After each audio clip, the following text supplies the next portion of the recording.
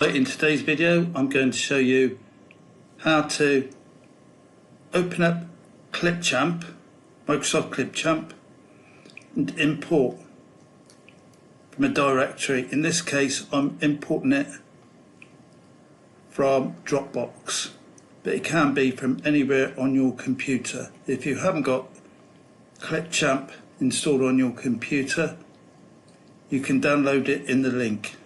There's also now a mobile version which I'm going to, if I haven't already done so, I'm going to create tutorials on that subject. So if I go down to the bottom, so Clipchamp, then I open up the app.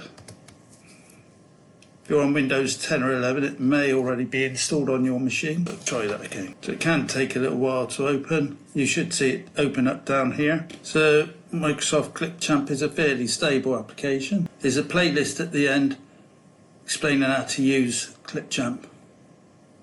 So you've got down here you've got templates. But I think if you know how to use the application, at all stages of the process, if you create a template and you want to edit it, you can do so with the knowledge that you have.